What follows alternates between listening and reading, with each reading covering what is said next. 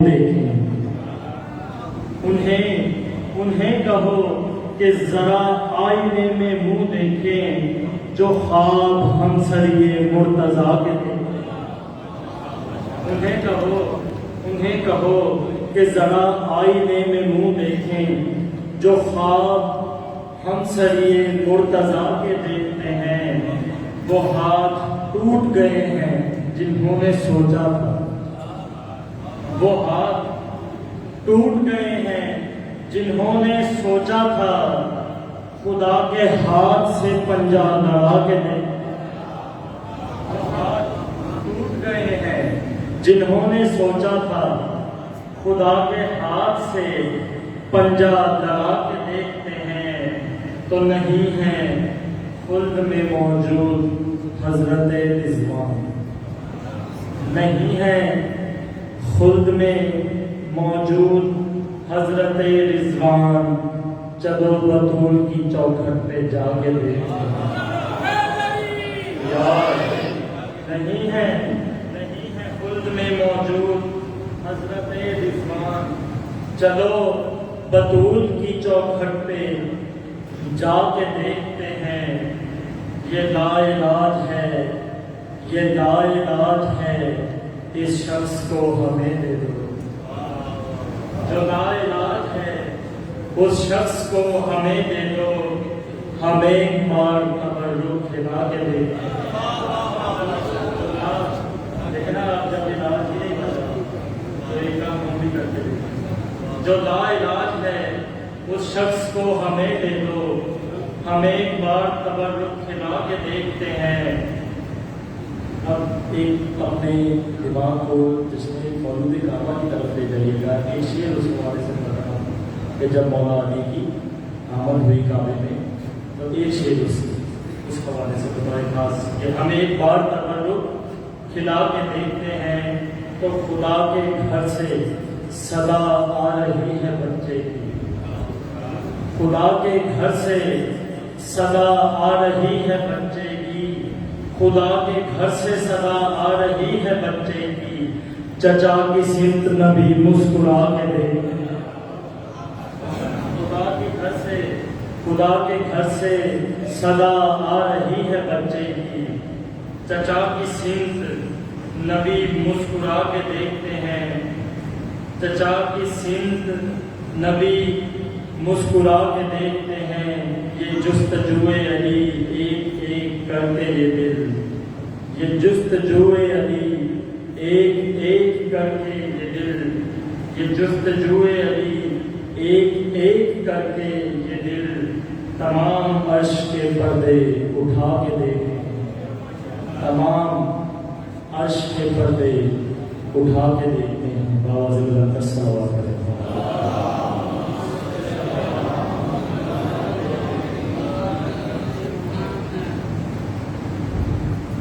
حضور جب امام حسین کی جانب آیا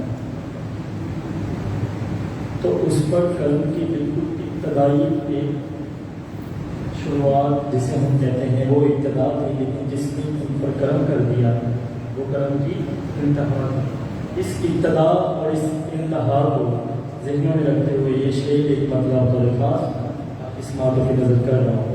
بہت زیادہ تسلیم ہوا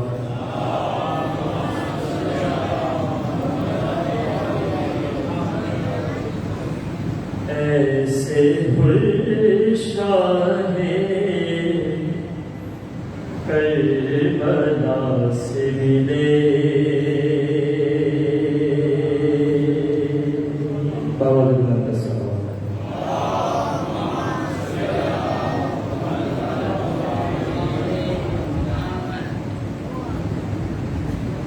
بلند ترین صلوات پر خاندان کا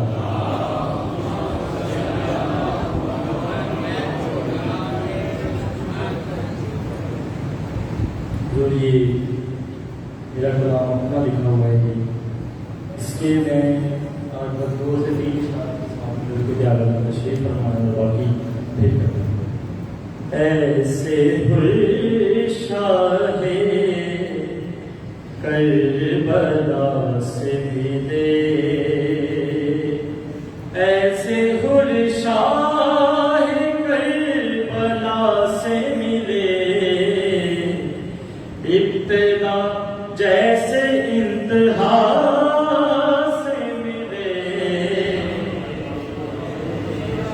ابتدا جیسے انتہا سے بھی دے.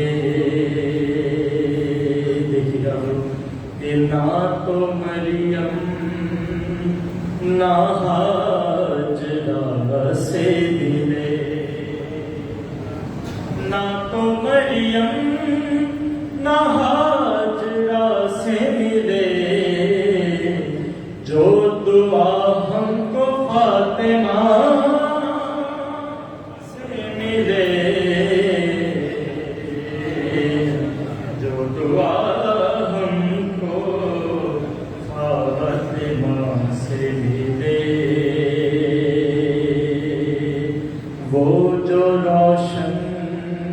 تھے عشق سرور سے. شب عاشور.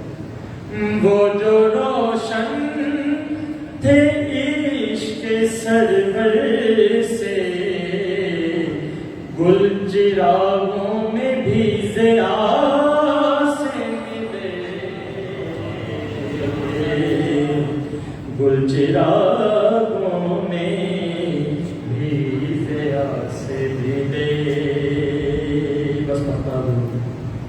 کہ نام شبیر تب لکھوں احمد، نام شبیر تب لکھوں احمد، جب قلم لوح کی ہوا سے ملے،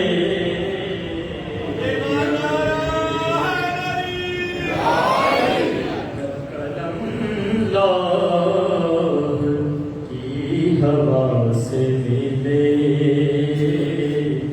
ایسے ہوئے شاہ کربلا سے ملے. درود پڑھتے ہوں.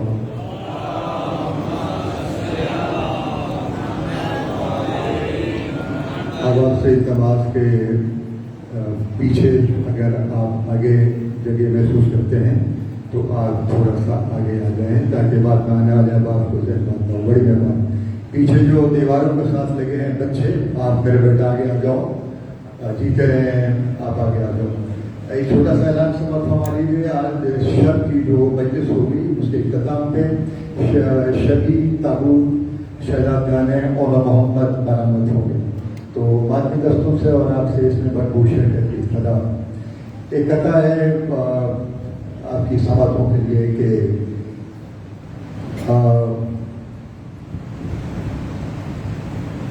صلوات پڑھیں محمد علی محمد. لفظ یہ ہے کہ جب زخم نہ کھلتے ہوں کہیں آل نبی کے، پھر زخم نہ کھل جائیں کہیں آل نبی کے، جلتے ہوئے خیموں کی وہی شام نہ لکھنا. جب زخم نہ کھل جائیں کہیں آل نبی کے، جلتے ہوئے خیموں کی وہی شام نہ لکھنا. جو ذکر نہ کرتے ہیں حسین ابن علی کا، جو ذکر نہ کرتے ہوں حسین ابن علی کا، اس شہر کے لوگوں میں مولا میرا نام نہ لکھنا. حضرات محترم 5 مولانا اور 8:05 میں 5 منٹ کی معذرت چاہ رہا ہوں آگا جی سے کہ وہ بڑے وقت پہ تشریف لا رہے ہیں. تو آج ان سے گزارش کے 5 مولانا کی صبح کی مجلس سے ہم سے خطاب فرمائیں. محمد علی محمد بلند صلوات.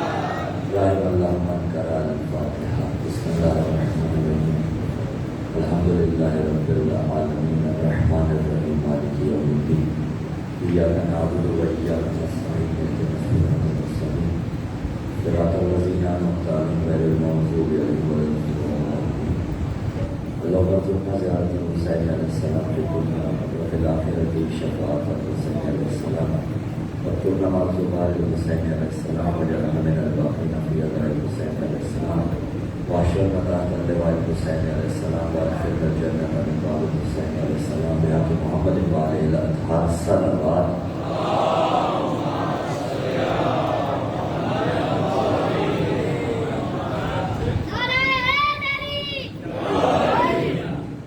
أعوذ بالله السميع العليم من الشيطان اللعين الرجيم. بسم اللہ الرحمن الرحیم الحمد للہ الاول فلا شیء قبلہ والآخر فلا شیء بعدہ والظاہر فلا شیء فوقہ والباطن فلا شیء دونہ الحمد للہ الذی نور قلوبنا بنور ولایۃ المعصومین علیہم السلام والصلاة والسلام على الشمس الضحى بدر الدجى صدر العلا نور الهدى كهف الورى مصباح الظلم جميل الشيم شفيع الأمم صاحب الجود والكرم سيد الثقلين نبي الحرمين إمام القبلتين وسيلتنا في الدارين محبوب رب المشرقين ورب المغربين جد الحسن والحسين أبو القاسم محمد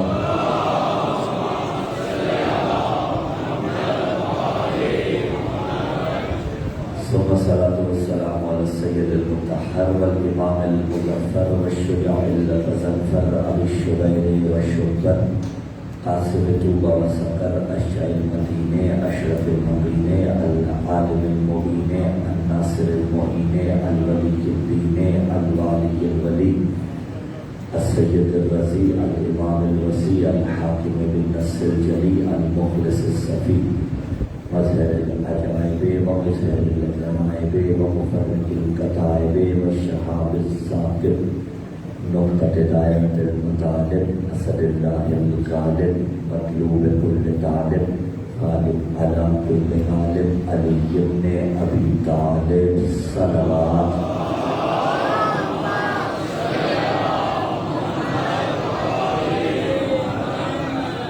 وعلى أهل بيت النبوة ومعدن الرسالة الذي أظهر له عنهم بالصلاة حرم تطهيرا.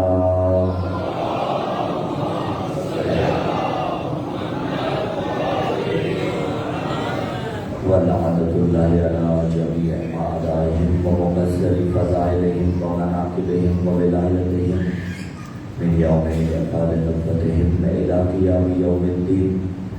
أما بعد قال الله تعالى في كتاب الله الناطق والقرآن الصادق والنور الصادق بسم الله الرحمن الرحيم ما ينطق عن الهوى إن هو إلا وحي يوحى. وقال في مقام آخر بسم الله الرحمن الرحيم قل لا أسألكم عليه أجرا إلا المودة في القربى. السلام على الحسين وعلى علي بن الحسين وعلى أولاد الحسين وعلى أصحاب الحسين خاندان اہل بیت علیہ السلام کی عصمتوں کے شایان نشان بالخلوص ہدیہ الصلوات.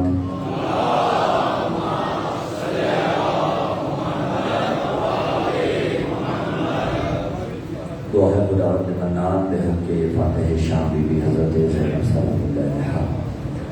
ان ایام اعظم میں اس خدا عرض پر جہاں جہاں بھی صفحہ ظاہر مظلوم کربلا بچھی ہوئی ہے خدا بند متعال اسے اپنی عافیت کے حساب میں رکھے. یا الہ العالمین ایام سید الشہداء حسین بن علی علیہ السلام کے صدقے میں ان ایام میں ہم سب کو اپنا تزکیہ نفس کرنے کی توفیق عطا فرما.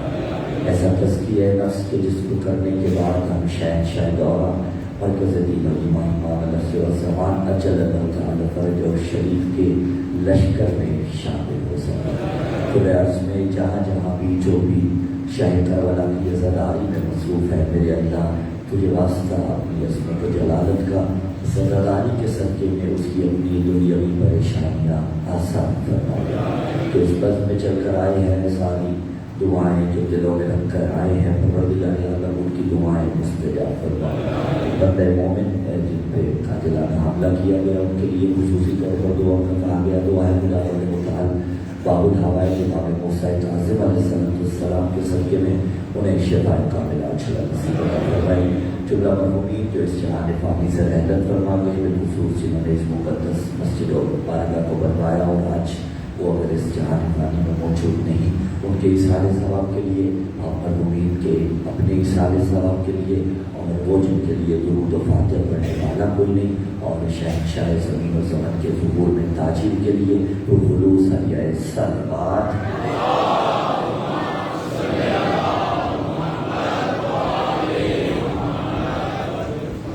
سامی نظیر کار موالیان حیدر کرار محبان آل اطہار سرمستان باد ولایت ساکنان بزم معرفت عاشقان عباس علمدار، پروردگار عالم کے لطف و کرم کے تحت ایک مرتبہ پھر ہم دسترخوان معرفت حسین ابن علی پر رزق معرفت چننے کے لیے اکٹھے ہوئے ہیں۔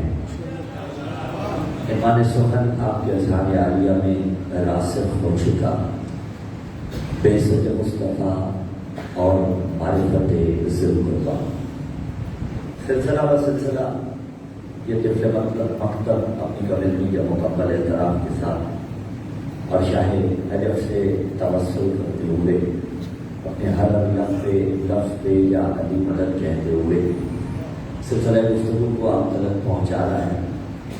گزشتہ تقاریر میں یہ باتیں ہم نے واضح کرنے کی کوشش کی کہ بعثت مصطفیٰ ہے کیا، اور کل کی تقریر میں یہ بات آپ تک پہنچائی گئی کہ بعثت کے اہداف کیا تھے۔ اس سے اگلی منزل کی طرف بڑھتے ہیں اور گفتگو کو آگے لے کر چلتے ہیں کہ جب رسول مبعوث فرمائے گئے اور اللہ کی طرف سے پیغام پہنچانے آیا، تو جب اس نے پیغام پہنچایا نتیجے میں لوگ مختلف گروہوں میں تقسیم ہو گئے۔ کچھ ایسے تھے جنہوں نے اثر نو رسول کی رسالت کا انکار کر دیا، جن کے لیے قرآن نے کہا بسم اللہ الرحمن الرحیم یقول الذین کفروا لسنا مرسلا، کہ وہ کافر کہتے ہیں کہ یہ تو مرسل ہی نہیں ہے، اور ان کا جواب یہ یاسین بسم اللہ الرحمن الرحیم یاسین والقرآن الحکیم انک لمن المرسلین، اور دوسرے مقام پر فرمایا قل کفی باللہ شہیدا بینی و بینکم ومن عندہ علم الکتاب، کہہ دیجئے گواہی کے لیے ایک اللہ کافی ہے، ومن عندہ علم الکتاب، اور ایک وہ کہ جس کے پاس کتاب کا علم ہے۔ اب یہ وہی بات ہے کہ اوپن چیلنج تھا، قرآن نے یہ نہیں کہا کہ فلاں اگر نام لے لیتا، آیت شان علی میں ہے سوائے علی کے اور ایسا کوئی نہیں، لیکن اگر قرآن نام لے لیتا نا کہ اللہ کافی ہے گواہی کے لیے رسول کی، قل کفی باللہ شہیدا بینی و بینکم، اور علی کافی ہے یہ کہہ دیتا، تو پھر لوگ کہتے کہ ہماری تو باری نہیں آئی۔ بھائی بہت بڑی بات ہے، اوپن چیلنج قرآن نے کیا، قل کفی باللہ شہیدا بینی و بینکم ومن عندہ علم الکتاب، اور وہ کہ جس کے پاس الکتاب کا علم ہے۔ ماضی میں بھی جس کے پاس الکتاب کا علم رہا، اور تاب صبح قیامت کون ہے جس کے پاس الکتاب کا علم ہے؟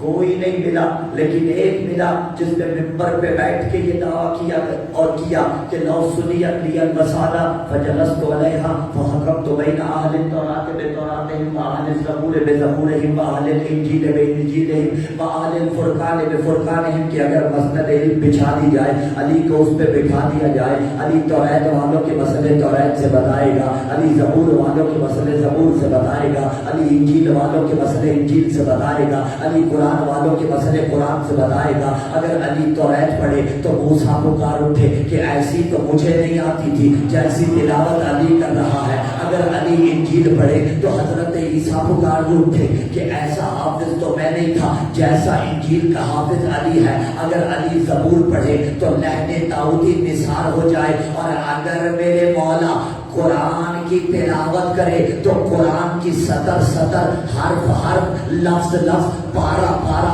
رکو رکو آیت آیت پکار اٹھے کہ نبی نے سچ کہا تھا علی قرآن کے ساتھ ہے, قرآن علی کے ساتھ ہے.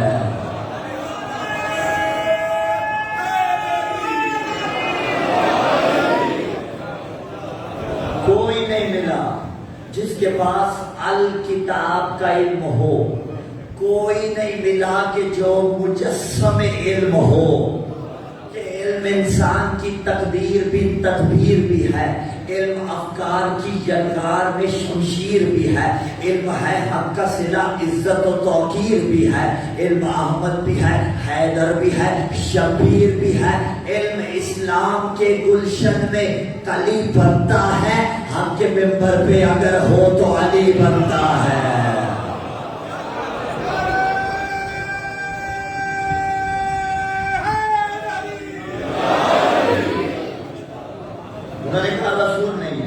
قرآن نے کہا کل کفا باللہ شہیدا بینی و بینکم ومن عندہ علم الکتاب, وہ گواہ رسالت کے لیے کافی ہے جس کے پاس الکتاب کا علم ہے اور ایک خدا. اور یہ وہ فضیلت تھی کہ جب علی نے سینے پہ ہاتھ مار کے کہا, جب علی نے فخر کیا نا تو مقام مفاخرہ میں کہا کہ یہ فضیلت ہے کہ اللہ نے مجھے اپنے ساتھ رسالت کا گواہ ذکر کیا ہے. باب خیبر اکھاڑ کے فخر نہیں کیا, مرحب کو چیر کے فخر نہیں کیا, اندر کو چیر کے فخر نہیں کیا, لیکن کہا کہ مجھے اللہ نے اپنے ساتھ رسالت کا گواہ ذکر کیا ہے. تو کچھ ایسے تھے, میں عرض کر رہا تھا کہ جو اثر نوحی رسالت کے منکر ہو گئے, کچھ ایسے تھے کہ جنہوں نے سب کچھ نبی سے لے لیا. جب بعثت مصطفیٰ کے بعد رسول اللہ صلی اللہ علیہ وسلم نے دین پہنچانا شروع کیا تو کچھ ایسے تھے جنہوں نے سب کچھ لے لیا, یعنی جو رسول نے کہا, جو رسول نے کیا, جو رسول چاہتے تھے انہوں نے رسول اعظم صلی اللہ علیہ وسلم سے وہ لے لیا. اگلی منزل پہ وہ آئے جنہوں نے کچھ لے لیا کچھ چھوڑ دیا, یعنی مرضی کا لے لیا, جو مرضی کے برخلاف تھا اسے چھوڑ دیا, یعنی جس میں مصلحت تھی اسے لے لیا, جس میں مصلحت نہ تھی اسے چھوڑ دیا. یہ ایسا ہی تھا, جہاں نفع ہوا اسے لے لیا, جہاں نقصان ہوا اسے لے لیا. یعنی انہوں نے دو چہرے اپنائے. بابا جو دو چہرے اپنا لے اسی کو تو منافق کہا جاتا ہے. تھوڑا لے لیا تھوڑا چھوڑ دیا, جو ان کے مقصد کا تھا. بڑے بڑے ایسے تھے, نمازیں لیتے رہے, روزے لیتے رہے, حج لیتے رہے, زکات لیتے رہے, وحدانیت خدا کی لیتے رہے. اچھا پھر ایک لہجے کو رکنا چاہتا ہوں.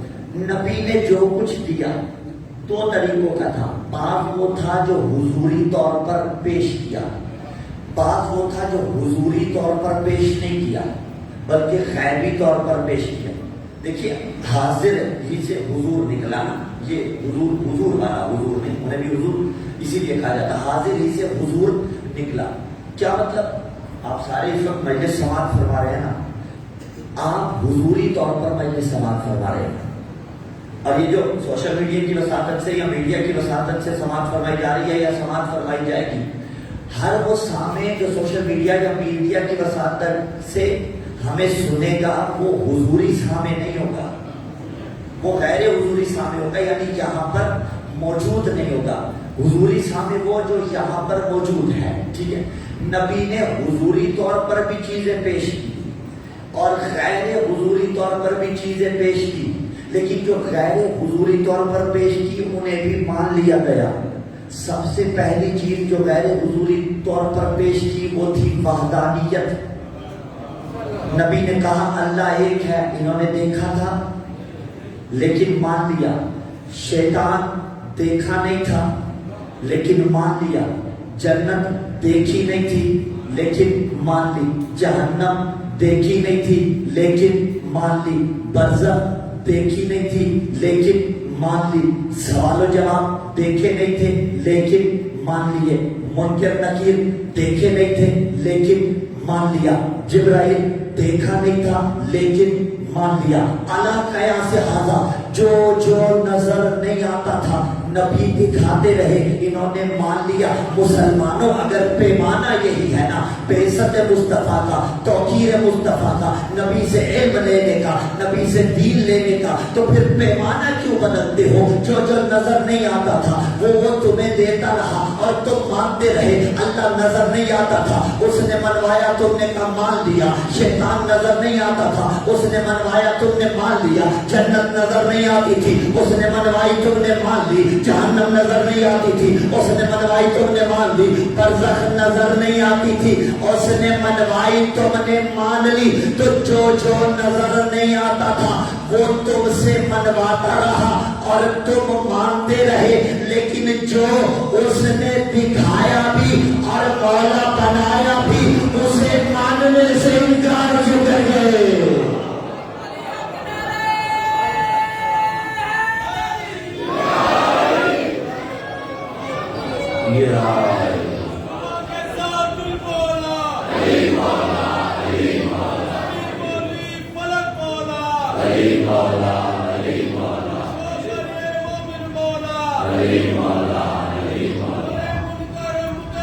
یہ بہت اچھا ہے. سلام پڑھیے محمد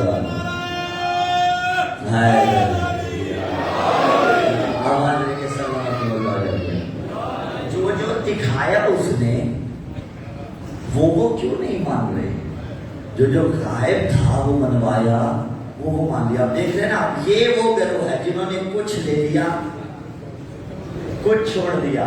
اور ان کا لیڈر بنا وہ کہ جس نے ولایت کا انکار کیا اور عذاب طلب کیا. حارث بن نعمان فاہی آیا رسول کے پاس جب اعلان ولایت قدیر کے موقع پر ہو گیا تھا، اور اس نے آ کے یہ کہا اللہ دیا آپ نے، ہم نے لے لیا.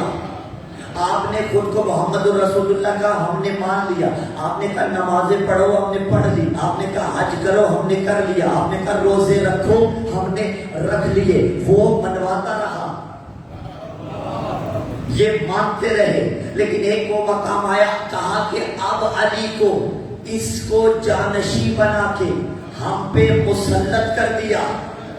اگر یہ اپنی طرف سے کیا یا اللہ کی طرف سے کیا، اگر اللہ کی طرف سے کیا تو مجھ پہ آئے عذاب. اب عذاب کس چیز کا آیا تھا؟ عذاب آیا تھا پتھر کا. پتھر اس پہ آ کے لگا اور فنار ہو گیا. ادھر ابرہہ کا لشکر مکے پہ حملہ کرنے آیا، بیت اللہ پہ حملہ کرنے آیا. اور یہ ابرہہ بیسیکلی چاہتا یہ تھا کہ لوگوں کا رجحان عیسائیت کی طرف کرے، عرب میں عیسائیت کو پروموٹ کرے. اسی لیے اس نے یمن کے شہر میں صنعا میں ایک بڑا سا کلیسا بنا رکھا تھا. یہ چاہتا تھا کہ توجہ وہاں ڈائیورٹ کروائی جائے، یہاں سے توجہ ہٹائی جائے. جو میں آپ کے حوالے کر دوں گا، نبی نے فرمایا تھا یا علی مثلک مثل الکعبہ، اے علی تیری مثال کعبہ کی مثال ہے. یعنی علی کی مثال کعبہ کی مثال ہے. جو میں آپ کے حوالے کرنا ہے، اس نے چاہا کعبہ سے توجہ ہٹے. یہ ہر دور میں ہوتا رہا.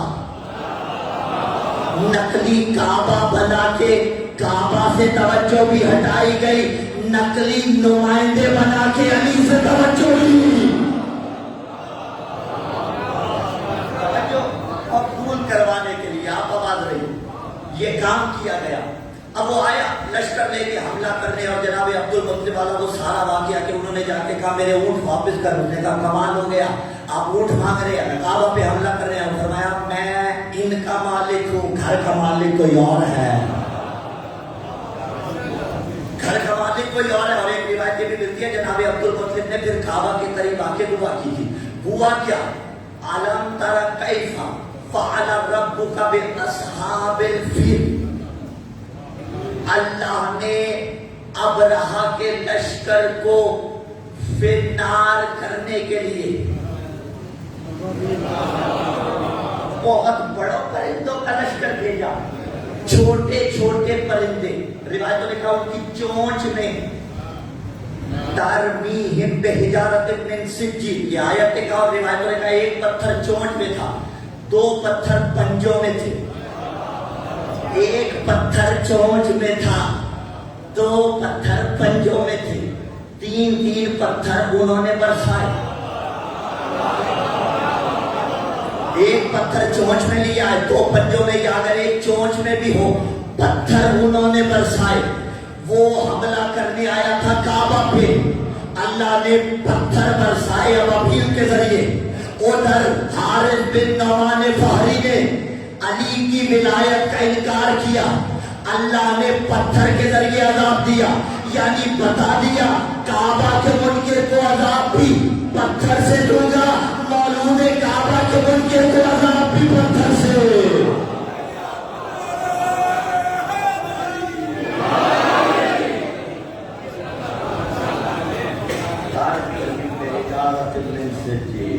وَجَعَلَهُمْ كَعَصْفٍ مَّعْقُولٍ، ایسے ہو گئے جیسے حیثیت ہی کوئی نہیں تھی۔ میں لفظ کہہ دوں کیوں، حق کے مقابلے میں آئے تھے، اور یہ ناطق قرآن میرے اور آپ کے مولا ہی کا فرمان ہے، من صارع الحق صرعہ، کہ جو حق سے ٹکرائے گا حق اسے پچھاڑ کے رکھ دے گا، یعنی اس کا کچھ بھی باقی نہ بچے گا۔ حق سے ٹکرانا اتنی جسارت ہوتی ہے، میں جوانوں کو یہاں پیغام دوں اور بات آگے بڑھاؤں، میں جوانوں قتل گناہ کر کے، پہلی چیز تو یہ ہے کہ گناہ کرنا ہی نہیں ہے، لیکن گناہ کرنے کے بعد عذر تلاش کرنا کہ اس وجہ سے گناہ ہوا تھا، یا ڈٹ جانا، یا سینہ تان کے گناہ کو بیان کرنا، عذر گناہ بدتر از گناہ، یہ حق سے ٹکرانا ہے۔ اور مولا عامر نے فرمایا جو حق سے ٹکرائے گا حق اسے پچھاڑ کے رکھ دے گا، یہ بہت نازک منزل ہے۔ تو اب اس چیز سے ہم نے اپنے آپ کو محفوظ رکھنا ہے، من صارع الحق صرعہ، کہ جو حق سے ٹکرائے گا حق اسے پچھاڑ دے گا۔ وہ ٹکرائے تھے حق کے ساتھ، کعبہ کے مقابلے میں جو ابرہہ لشکر لے کے آیا وہ حق سے ٹکرایا تھا، اور جو بھی مولا عامر سے ٹکرایا وہ بھی دراصل حق سے ٹکرایا۔ تو اب بات پہنچ رہی ہے نا، کچھ لے لیا کچھ انہوں نے چھوڑ دیا، اور جو مرضی کا لیتے رہے، انہوں نے تو یہاں تک کہا کہ نبی کو کہنے لگے یہ علی کی محبت میں دیوانہ ہو گیا ہے، اور قرآن نے اس پہ مہذب کی، سلام کلام میں بھی پڑھی جانے والی آیات میں سے 2 آیات یہ بھی ہیں کہ بسم اللہ الرحمن الرحیم والنجم اذا ہوا، سورہ نجم کی ابتدائی 2 آیات میں یہ کہا کہ ستارے کی قسم جب وہ گرے، معاذ اللہ صاحبکم وما غوا، جسے تم دیوانہ کہتے پھرتے ہو، جسے تم خدا نخواستہ کہتے ہو بہک گیا ہے، یعنی جسے تم کہتے ہو عشق علی میں بہک گیا ہے، معاذ اللہ صاحبکم وما غوا، یہ بہکا نہیں ہے، وما ينطق عن الهوى ان هو الا وحی یوحی، یہ نفس کی خواہش سے کچھ نہیں کہتا، وہی بولتا ہے جو وحی الہی ہوتی ہے۔ ہم برادران کی کتابوں میں بھی معاملہ موجود ہے، اور ہماری شرح صدوق کے اندر بھی یہ روایت موجود ہے، ہماری شرح صدوق سے روایت اٹھا کے ہم پڑھ رہے ہیں، والنجم، ستارے کی قسم۔ اچھا ایک جملہ یہاں پیش کروں، ہمارے اور اس کے قسمیں کھانے میں فرق ہے۔ ہمیں اس نے تاکید کی کہ سچی قسم کھاؤ گے تو مکروہ ہے، جھوٹی کھاؤ گے تو حرام ہے۔ جھوٹی قسم اگر کھائی جائے تو مکروہ ہے، سچی کھائی جائے، جھوٹی کھائی جائے معذرت تو حرام ہے، سچی کھائی جائے تو مکروہ ہے۔ مکروہ یعنی ناپسندیدہ، اور حرام تو ہے ہی حرام نہ۔ جھوٹی قسم اگر کسی نے کھائی تو اس نے تو حرام کیا، اس کا معاملہ چھوڑ دیجئے، حرمت پہ بات نہیں کرے۔ سچی قسم بھی کھانا مکروہ ہے، کیوں ناپسندیدہ قرار دی گئی؟ یہ لاجک جاننی چاہیے یا نہیں جاننی چاہیے؟ قسم تو سچی ہے، مثلا ایک شخص اگر سچی بات کر رہا ہے اور وہ قسم کھا لیتا ہے تو آخر یہ کیوں ناپسندیدہ قرار دی؟ وجہ یہ ہے، مثلا مثال لے لیتے ہیں، ایک شخص کاروبار کر رہا ہے اور کاروبار کرتے ہوئے وہ دوسرے سے کہتا ہے کہ مثلا مجھے یہ چیز اتنے میں پڑی تھی، میں تمہیں اتنے میں بیچ رہا ہوں، بول سچ رہا ہوتا ہے اور ساتھ قسم خدا کی کھا لیتا ہے. تو اب اس نے کیا کیا؟ یعنی اللہ کا اسم جو اتنا بڑا تھا اسے اتنا چھوٹا بنا دیا کہ اپنے کاروبار کے اندر لے کے آ رہا ہے، اپنے مادی منافع کے اندر لے کے آ رہا ہے. اس لیے ناپسندیدہ قرار دی گئی، اس لیے مکروہ قرار دی گئی. اور جب مکروہ عمل انسان انجام دے تو برکت نہیں رہتی. اب کاروبار میں رزق تو حلال ہوگا لیکن برکت نہیں رہے گی. برکت کیسے آئے گی کہ جب ان قسموں سے بھی اوائڈ کیا جائے دیگر معاملات میں بھی. تو ہمارے قسم کھانے کو اس نے پسند نہیں کیا، خود قسمیں کھا رہا ہے، والعصر والتین والزیتون. کیوں کھا رہا ہے؟ اس لیے کہ وہ بعد میں زور پیدا کرنا چاہتا تھا. جب کلام میں تاکید پیدا کرنی ہو تو قسم کھائی جاتی ہے. اب اس نے کہا والنجم، ستارے کی قسم. اچھا روایت کو پہلے پیش کر لوں جو بیان فرمایا کہ ہماری شیخ صدوق سے روایت پڑھنے لگو، اس کے بعد پھر بیان کروں گا کہ ستارے کی قسم کیوں کھائی اور ستارے کے مقام کی اہمیت کیا ہے. ہماری شیخ صدوق کی روایت کے نبی نے فرمایا عشاء کی نماز کے بعد، ابن عباس روایت کرتے ہیں، عشاء کی نماز کے بعد صحابہ بیٹھے ہوئے تھے اور نبی نے کہا کل فجر کے وقت ایک ستارہ اترے گا اور جس کے دروازے پہ اترے گا وہ میرا جانشی ہوگا، میرا وزیر ہوگا، میرا خلیفہ ہوگا. اب یہ بھی اوپن چیلنج نبی نے پھر دے دیا، اترے گا. یہ نہیں بتایا کس کے دروازے پہ اترے گا، یہ کہا اترے گا. اب حسرت تھی سب کی یا نہیں تھی کہ ہمارے دروازے پہ اترے؟ میں کہوں گا بڑی حسرتوں میں گزری تھی بعض لوگوں کی زندگیاں. ان میں سے 3 حسرتیں بتانے لگا ہوں. ایک یہ حسرت کہ ستارہ ہمارے دروازے پہ اترے، ادھر نبی نے مباہلہ میں کہا تھا کہ کل سچے جائیں گے، ادھر خیبر میں بھی کچھ کہا تھا. تو بڑی حسرتوں میں گزری ان کی زندگیاں. کبھی ستارے کو در پہ اتروانے کی حسرت، کبھی سچے بن کے مباہلہ میں جانے کی حسرت، اور کبھی مرد بن کے علم خیبر میں لے جانے کی حسرت.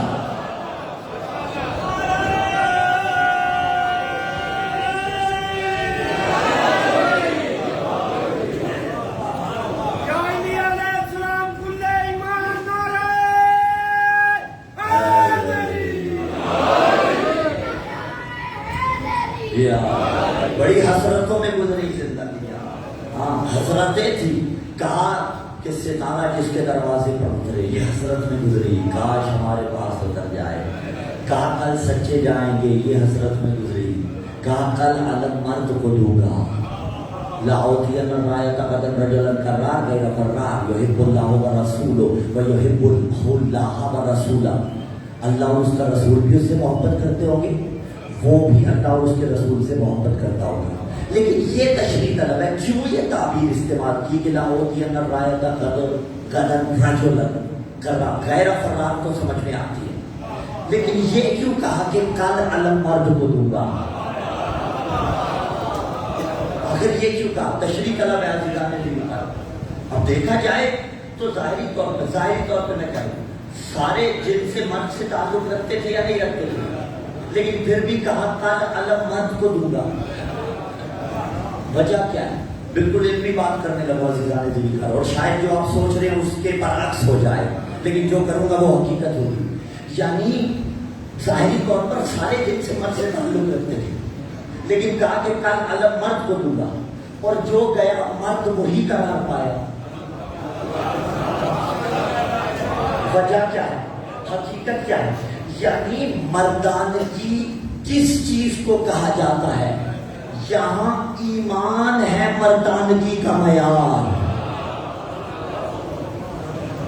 ایمان جس میں ہوگا وہی مرد قرار پائے گا، جس میں تقویٰ ہوگا وہی مرد قرار پائے گا، جو رسول کی مانتا ہوگا وہی مرد قرار پائے گا. پھر مرد اسے کہا جاتا ہے جو گناہ کرنے پر قادر ہو لیکن اپنے نفس کو روک لے. مرد اسے کہا جاتا ہے بیٹے کی شادی پر پیسہ خدا نے دے رکھا ہو، مثلا لگا سکتا ہو، کانسرٹ کروا سکتا ہو، کچھ اور کروا سکتا ہو، ہر لول آپ کی محفل کرا سکتا ہو، لیکن اپنے نفس کو روکے کہ اگر اللہ نے 14 کا صدقہ عطا کیا ہے میں وہ عمل انجام نہیں دوں گا جو 14 سے دوری کا باعث بنتا ہے. مرد اسے کہا جاتا ہے. مرد اسے کہا جاتا ہے. یہ نہ ہو کہ میں اگر یہ عمل انجام نہیں دوں گا میری برادری مجھ سے ناراض ہو جائے گی. ہوتا ہے شادیوں کے معاملے میں یہ بہت ہوتا ہے. مولانا ایک ہی تو ہمارا بیٹا ہے، اور یقین مانیے پرسنلی طور پہ میں یہ ملت کا شکوہ سمجھ لیں یا کچھ اور سمجھ لیں، میں شادی کا نکاح پڑھانے نہیں جاتا بھائی. اب ناراض ہو تو ناراض ہو. بہت سے لوگ اس بات پہ بگڑ جاتے ہیں یہ کیا بات ہے کیوں نہیں آتے، پر یہی تو بات ہے نا. پہلے ہر وہ کام کریں گے جس کی شریعت نے ممانعت کی، بعد میں کہیں گے قبلہ صاحب آپ ذرا برکت کی دعا کروا دیجیے. یہ انصاف نہیں ہے، یہ عدالت نہیں ہے، یہ مذاق ہے دین کے ساتھ. سوری ٹو سے معاف کیجیے گا ضرور کیا کرو. حقیقت یہ ہے بلکہ دین کے ساتھ اعتدال یہ ہے کہ ہر وہ کام خوشی میں انجام دیا جائے کہ 14 تمہاری خوشیوں میں بھی شریک ہو سکے. حقیقت یہ ہے ہمیں غم میں آل محمد یاد آتے ہیں اور آئیں گے بھی نا. جب اپنے یاد نہیں آئیں گے تو کون یاد آئے گا. ہاں گھر سے اللہ نہ کرے جنازہ نکلے تو بات سخت نہیں ہوگی، ہماری ہو تو دیوار پہ ماریے گا، لیکن الحمدللہ آپ کو تحمل ہے اس میں راج کے بزرگوں کے لیے نہیں، جوانوں کے واسطے پیغام پہنچا رہا ہوں، تفکر دے رہا ہوں سوشل میڈیا کے ذریعے آپ کو. گھر سے جنازہ نکلے تو کیسے نکالتے ہیں؟ اللہ نہ دکھائے آپ کو یہ منظر، کسی کو نہ دکھائے، لیکن گھروں سے جنازے موت تو طرف حقیقت ہے. کیسے نکالتے ہیں؟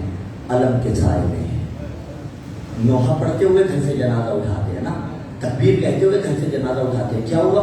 فوتگی میں آل محمد یاد آئے.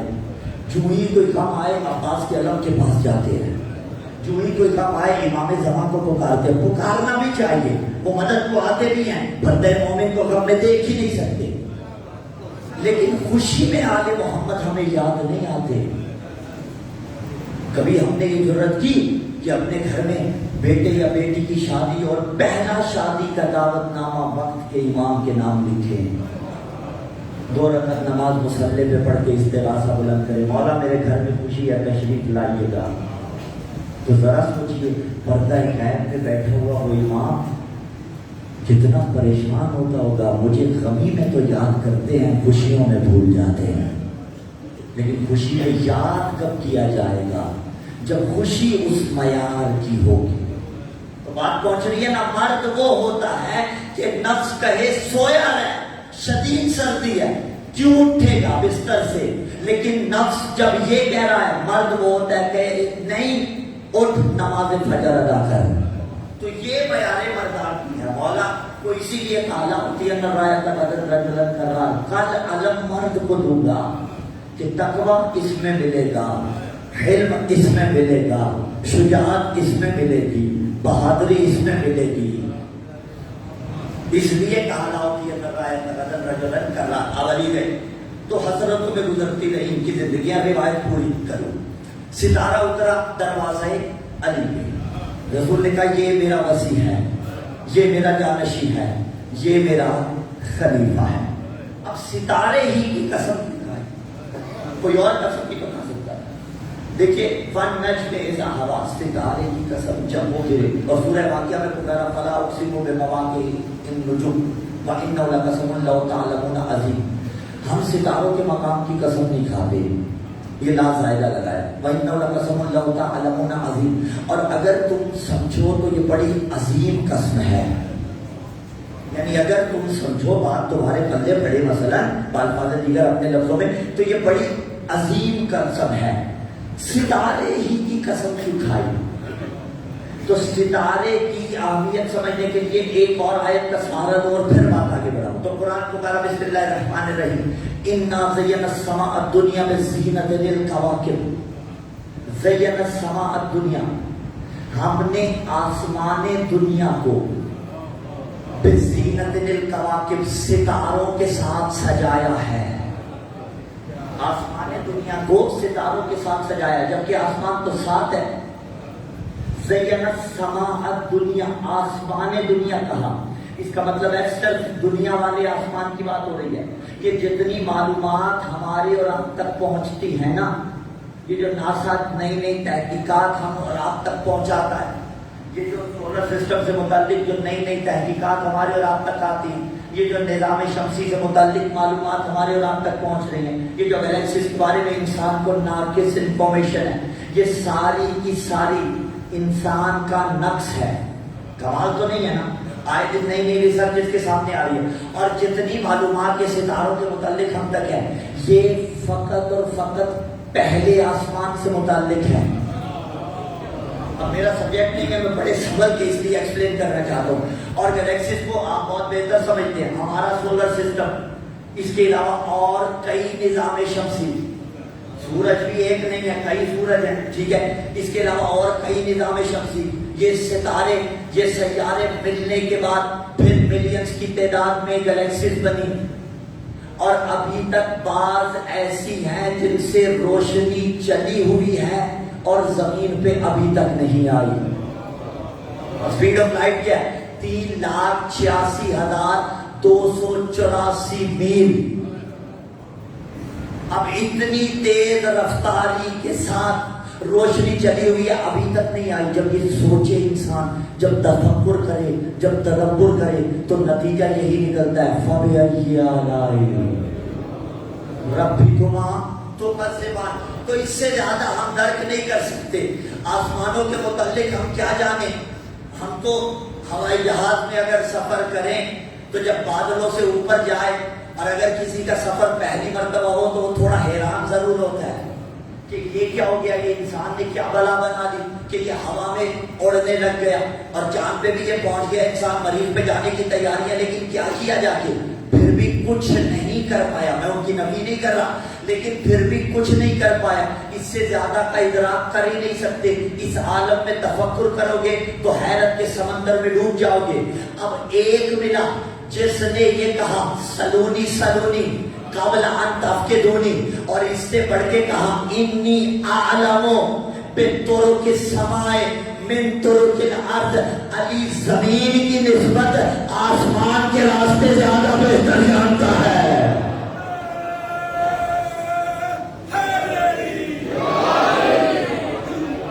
انی اعلم بالطرق السماء من طرق الارض، زمین کے راستوں سے زیادہ بہتر. اعلم طرق السماء کو جانتا.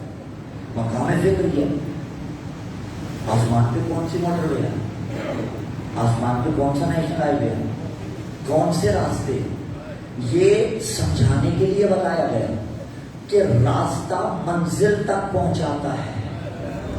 دیکھیے آپ یہاں تک آئے، راستوں کے ذریعے آئے مختلف. میں آیا مختلف راستوں کے ذریعے آیا. ہماری منزل کیا تھی؟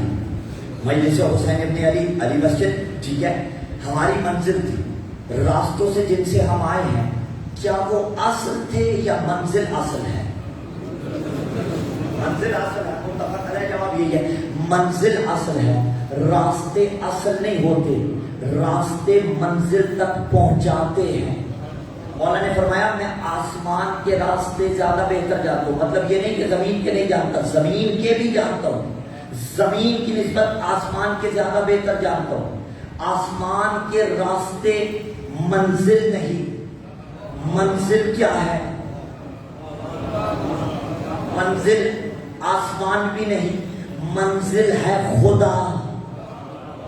آسمانی راستے یعنی آفاقی راستے، اور منزل ہے خدا. تو علی نے کہا میں خدا تک پہنچانے کے راستے، یعنی واضح کر دیا اگر خدا کی تلاش ہے تو علی کے دروازے پہ آنا، علی تمہیں بازو پکڑ کے خدا تک لے جائے گا.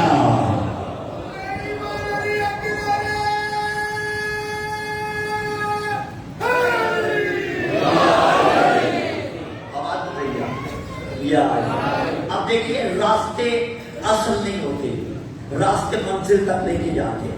اور میں لطیف سا جملہ یہاں پہ کہنا چاہتا ہوں لیکن تھوڑا تمہید طلب ہے، بدون تمہید کہہ دوں تو شاید لگے کہ جوش خطابت کا جملہ تھا، نہیں جوش خطابت کا نہیں، ہوش ایمانی کا جملہ ہے، لیکن جملہ یاد رکھیے گا، راستے اصل نہیں ہوتے، راستے منزل تک لے کے جاتے ہیں۔ آج جو معصوم کی زیارت کو جاتے ہیں، زیارت کا فلسفہ یہ ہے نا کہ ایسے جاؤ جیسے خود اس صاحب قبر کو ملنے جا رہے ہو، ایسا ہے یا نہیں ہے؟ اور کنیکٹنگ فلائٹ مثال سے بور تو نہیں ہو جاتی ہے، لیکن بچے بھی ہوتے ہیں نا، تقریب ذہنی ہوتی ہے، ان کو بھی تو ساتھ ملانا ہوتا ہے، اس لیے مثال دے رہا ہوں۔ ایک شخص نے کنیکٹنگ فلائٹس کا فلسفہ آپ بہتر جانتے ہیں، ٹھیک ہے، 7-7 8-8 گھنٹے اسٹے بھی کرنا پڑ جاتا ہے۔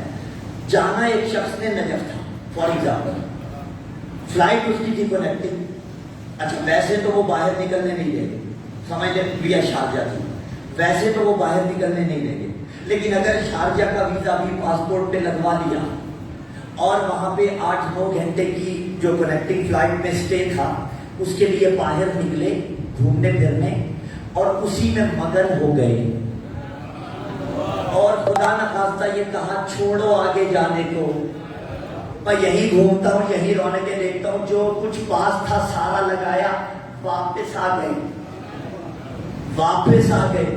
یہ توہین کی یا نہیں کی؟ بولیے نا، کی یا نہیں کی؟ ایسا کوئی کرتا نہیں ہے۔ میں نے وقت مثال دی، راستے میں بھٹک گئے تھے، جس تک جانا تھا اس تک پہنچے نہیں، تو جس کے پاس جا رہے تھے اس کی توہین کی۔ علی نے فرمایا میں زمین کے راستوں سے بھی زیادہ بہتر آسمان کے راستے جانتا ہوں۔ بابا یہی تو بتانا ہے کہ جو میدان جنگ سے بھاگ کے واپسی مدینے کا راستہ بھول جائے وہ اور ہوتے ہیں، جو فرش پہ بیٹھ کے عرش کے راستے بتائے وہ علی بنتا ہے۔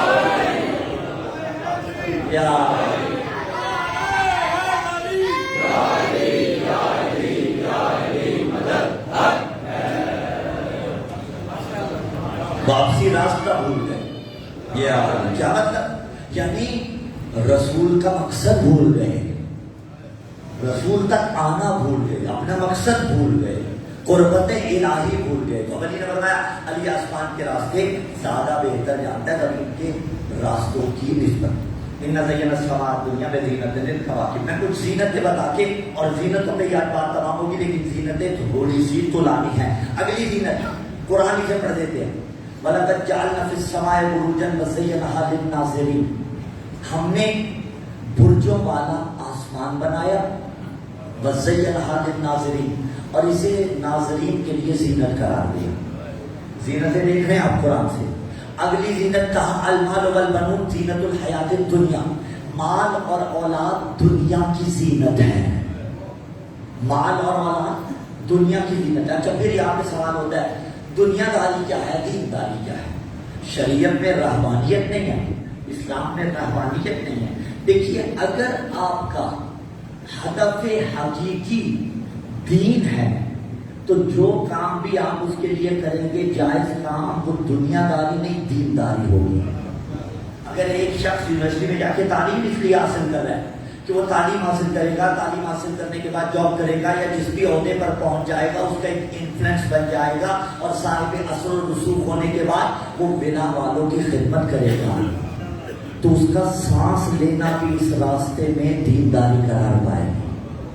یہ جو لیبر صبح گھروں سے نکلتی ہے اور فیکٹری میں جا کے کام کرتی ہے، یہ دینداری کر رہے ہیں، لیکن اگر انٹینشن یہ ہے کہ اپنی اولاد کو کھلائیں گے، اللہ کا مطیع بنائیں گے، چودہ کا پیروکار بنائیں گے، یعنی اگر نیت آپ کی الہی ہے تو پھر جو کام بھی انجام دے رہے ہیں، لیکن اصل شریعت کے ساتھ وہ کام متصادم نہیں ہونا چاہیے، تو یہ دنیا داری میں کاؤنٹ نہیں ہوتا، یہ دین داری ہے۔ صراط مستقیم بڑا انجوائے کرنے والا راستہ ہے۔ المال والبنون زینت الحیات الدنیا، مال اور اولاد دنیا کی زینت ہے۔ اگلی زینت، 3 زینتیں قرآن سے ہو گئی۔ چوتھی زینت بسم اللہ الرحمن الرحیم، قل من حرم زینت اللہ التی اخرج لعبادہ، کہہ دیجیے کس نے اس زینت کو حرام قرار دیا جو اس نے جائز قرار دی ہے۔ اگلی زینت قرآن سے جلدی کے ساتھ پڑھتا جاؤ. بسم اللہ الرحمن الرحیم. یا بنی آدم خذوا زینتکم عند کل مسجد. جب بھی مسجد میں آؤ یعنی جب بھی عبادت کے لیے آؤ زینت کر کے آؤ. کیا مطلب؟ اچھا لباس زیب تن کر کے آؤ, تقوی والا لباس زیب تن کر کے آؤ, اچھا لباس پہن کے آؤ, اچھی خوشبو لگا کے آؤ. یہ زینت قرار دی. اور پچھلی تقریر میں خوشبو سے بات ہوئی تو جملہ ایک کہا تھا کچھ خوشبو انسان کی ذاتی ہوتی ہیں, کچھ وہ ہوتی ہیں جو عارضی ہوتی ہیں. آپ جب بھی لگائیں تو عارضی لگائیں گے, ذاتی بہاریں کو آئے گی. جملہ آ گیا تو پیش کرنا چاہتا ہوں اس سے آگے بڑھ کے. لیکن کوئی ہستیاں ایسی ہوتی ہیں جو کچھ خوشبوؤں کی یاد دلاتی ہیں اور وہ خوشبوئیں بے مثال ہوتی ہیں. کون سی ہستی, کون سی یاد؟ روایت اس پہ شاہد ہے. نبی نے کہا جب بھی میں جنت کا مشتاق ہوتا تھا سیدہ کا بوسہ لیتا تھا. اور نبی جب معراج پہ گئے تھے تو وہی جو پھل تناول فرمایا تھا اسی کے نتیجے میں سیدہ دنیا میں آئی. تو پھر جملہ کو نبی نے کہا جب بھی میں جنت کا مشتاق ہوتا تھا سیدہ کا بوسہ لیتا تھا. کون ہے فاطمہ سلام اللہ علیہا؟ کنہیں کہا جاتا ہے فاطمہ؟ جو فرش پہ رہتے ہوئے نبی کو ان کی معراج یاد دلائے انہیں بطول کہا جاتا ہے.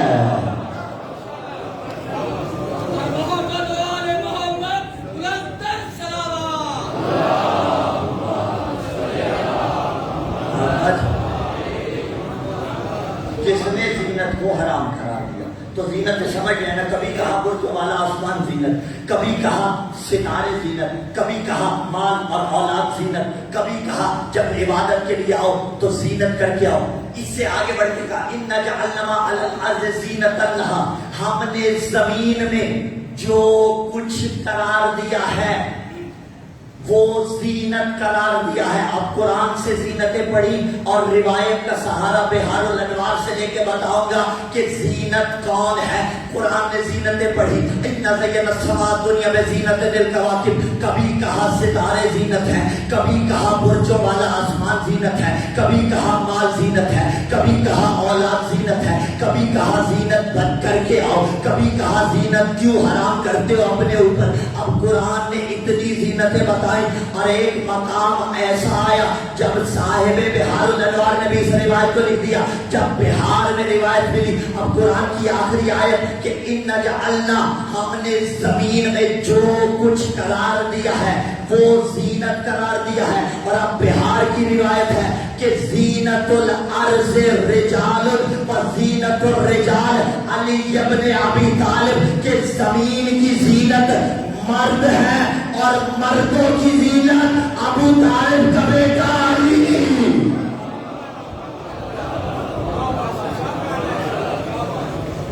زمین کی زینت مرد, مردوں کی زینت ابو طالب کا بیٹا علی.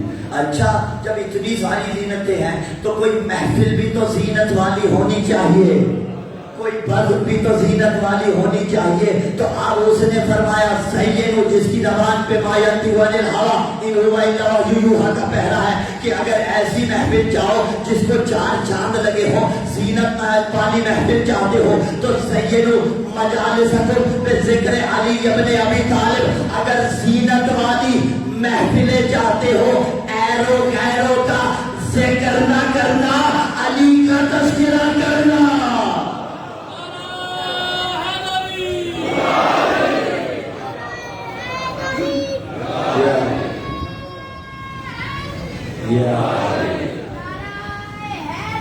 یا اگر زینت والی محفل چاہتے ہو, زینوا مجالسکم بذکر علی ابن ابی طالب. علی کا ذکر ہماری مجالس کی زینت ہے, علی کا ذکر ہماری پہچان ہے. ہم نہ تھے یہ ذکر تھا, ہم نہ رہیں گے یہ ذکر رہے گا. اگر امت نے ظلم نہ کیے ہوتے نا تو پھر شاید ان محفلوں میں فقط فضیلتوں کا تذکرہ ہوتا, مصیبتیں نہ پڑھی جاتی. لیکن ظلم امت نے اتنے کر دیے 28 رجب کو حسین مدینہ سے چلے ہیں، 3 شعبان کو کربلا میں آئے ہیں، 3 شعبان سے لے کر 8 ذی الحجہ تک آزاد مکہ میں آئے، 3 شعبان، 3 شعبان سے لے کر 8 ذی الحجہ تک مکہ میں رہے، مدینہ سے نکلے، مکہ آئے 4 سے 5 دنوں میں، اور اس کے بعد 4 ماہ اور کچھ دن تک مکہ میں حسین نے قیام کیا۔ جب حسین مدینہ سے چلے تھے نا، عبداللہ ابن جعفر طیار مولا کے ساتھ نہیں آئے، اور آپ جانتے ہیں کربلا میں بھی عبداللہ ابن جعفر طیار نہیں تھے، لیکن اس کا یہ مطلب نہیں ہے خدا نخواستہ باوفا نہیں تھے، نہیں، حسین کے باوفا ساتھی تھے عبداللہ ابن جعفر طیار، لیکن تاریخ نے بتایا کہ عبداللہ ابن جعفر طیار کی آنکھوں کی بینائی تقریباً جا چکی تھی، بہت بوڑھے ہو چکے تھے، اور جو اس عالم میں ہو اس پر سے شریعت نے جہاد ساکت کر دیا ہے، مدینے میں ہی رہے، اور اون محمد علیہ السلام مشہور کے تحت مدینے میں بابا کے پاس تھے، یہ ساتھ نہیں آئے جب حسین چلے، لیکن قافلے کے ساتھ تب ملے جب حسین مکہ سے نکلے ہیں۔ جو ہی مکہ سے نکلے تو تھوڑی دور ابھی قافلہ پہنچا، عباس سے کہا ہمیں یہاں پہ رکنا ہے، مولا کیا آپ قیام کریں گے یا سب قیام کریں گے؟ کہا میرا کوئی مہمان آ رہا ہے۔ عزادارو، جو عباس نے قافلہ روکا اور باہر آ کے دیکھا منظر کیا تھا، عبداللہ ابن جعفر طیار 2 ننھے شہزادے، ایک اس بازو کے ساتھ تھامے، ایک اس بازو کے ساتھ تھامے، لے کے حسین کی خدمت میں آئے ہیں۔ سلام میرے مولا کو کیا، جواب سلام مولا نے دیا۔ اگلا جملہ اطاعت امام دیکھیے، جو پہلے کہا نا باوفا صحابی تھے، کہا آقا اگر اجازت دیں میں زینب سے مل لوں، اجرکم اللہ۔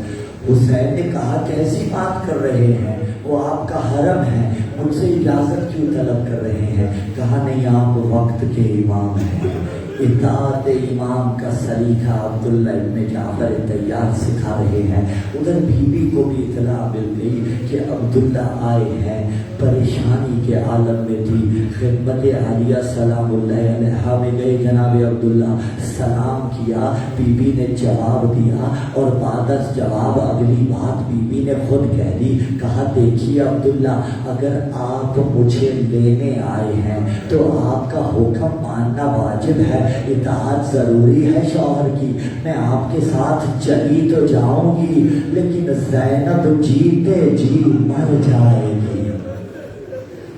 اللہ، زینب سلام اللہ علیہ حسین کو چھوڑ کے جیتے جی مر جائے گی۔ عبداللہ ابن جعفر طیار نے کہا نہیں، میں آپ کو لینے نہیں آیا، لیکن آپ کے نانا ہی کا دین کہتا ہے جب کبھی سفر پہ جاؤ تو صدقہ دے کے جاؤ۔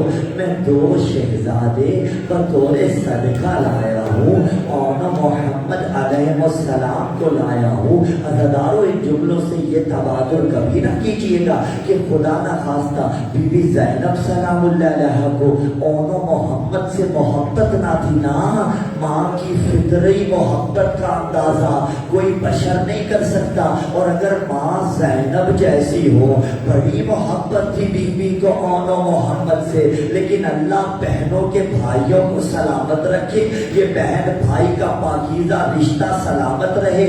بہن کو بھائی کی اولاد بڑی پیاری ہوتی ہے، بھائی کو بہن کی اولاد بڑی پیاری ہوتی ہے، یہی سبب تھا زینب کو علی اکبر بڑا پیارا تھا، اجرکم اللہ۔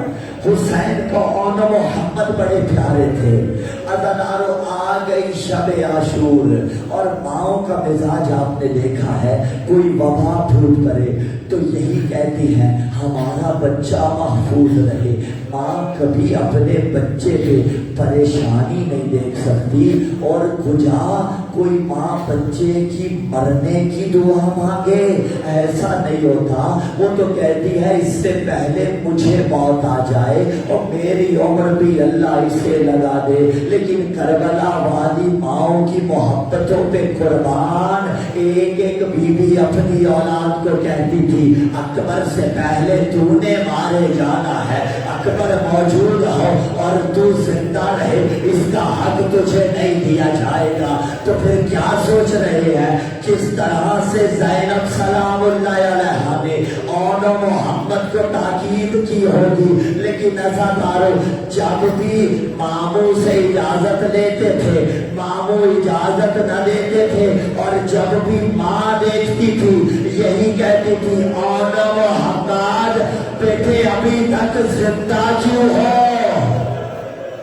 اجرکم اللہ کرتے آئیے گا تیاری. اللہ آپ کا گریہ ازاری قبول فرمائے. اور محمد ابھی تک زندہ کیوں ہو؟ عزادارو اللہ آپ کو لے کے جائے کربلا آن بن عبداللہ کے برکت پر بھی. اور محمد وہی گنجے شہداء میں دفن ہے. روایتوں نے کہا عزادارو اس کے بعد جنگ کے لیے دونوں کو تیار کیا گیا. لیکن بی بی زینب نے کیسے تیار کیا؟ ایک کو جعفر تیار کا امامہ پہنایا, ایک کو علی بادشاہ کا امامہ پہنایا. بچے امامے پہن کے گھوڑوں کی زین پہ سوار ہو کے میدان کربلا میں آئے. جنگ کرنا شروع کی, رقص پڑھنا شروع کیا. اور ایک مرتبہ ایک دوسرے بھائی سے کہتا تھا بھیا پانی نہ پینا, سکینہ پیاسی ہے, اصغر پیاسا ہے. عزادارو کب تک جنگ کرتے؟ ایک وہ مقام آیا جب سے زمین آ گئے. حسین گئے ہیں مقتل میں, دونوں شہزادوں کے لاشیں اٹھائے اور اٹھا کے خیام میں آئے. بی بی زینب نے دونوں لاشوں کے درمیان تھوڑی جگہ بنائی, شوکر کا سجدہ ادا کیا, کہا میرے اللہ میری قربانی قبول کرنا. اب عزادارو اس کے بعد بی بی نے اور محمد کا ماتم نہیں کیا. اکبر کو روئی ہے, حسین کو روئی ہے اور محمد کو نہیں روئی. کوفہ آ گیا اور محمد کو نہیں روئی. شام آ گئی, حسین کا ماتم کیا اور محمد کا نہیں کیا. شام سے واپس مدینہ آئی, حسین کا ماتم کیا. نانا کے مزار پہ بھی گئی, ماں کی قبر پہ بھی گئی اور کہا ماں اگر نامحرم نہ ہوتے زینب تجھے دکھاتی. ظالموں نے زینب کو کتنا مارا لیکن جب گھر میں آئی وہ ممتا جا گئی. اب جب حجرے کو دیکھا کہا میرے اور میرا محمد.